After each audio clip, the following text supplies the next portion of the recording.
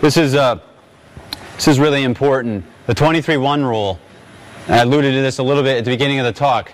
If you spend an hour a day working on things that are in your best interest, but 23 hours of the day the things aren't, what do you think your results are going to reflect? The 23 hours or the 1 hour? The 23 hours. So you start to incorporate these strategies throughout the day. So I'll give you an example. I don't sit much anymore at the computer. It drives me nuts. I was sitting there one day and I was like, gosh. So from that day on, I'm looking around the house and I'm like, nothing a banana box can't fix, right? So I go get a banana box and I put it on my workstation, and now the keyboard's here. So I was sitting, but now it's keyboard's here, and I move the monitor up to the top of the desk. Problem solved. And that's how I work. I don't sit. I'm in the clinic writing notes, like in a posture, in a yoga posture. They're like, hey, Dr. Singh, you want a chair? No, thanks. And people get wigged out. I don't sit a lot. Last night was tough even. I almost ended up in this posture, but then I thought everyone might think I had to go to the bathroom or something. Sitting, I think we're built to sit, but we're not meant to sit.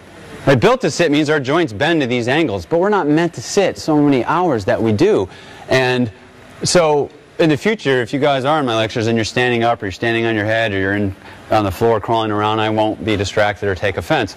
You ever notice how a kid does that? You give them something to color or do, let's say they're really into it.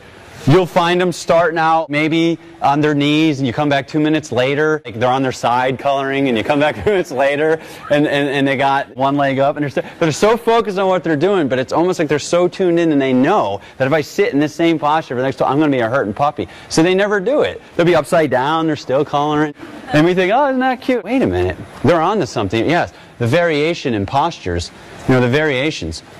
The mower example. I'm mowing my lawn. I'm not always thrilled about it, but I do it for a couple reasons. One is so I appreciate what I have. It's about an acre of land. I got a fruit orchard on it and some garden beds. And so I mow it because then it really makes me always appreciate that I have it.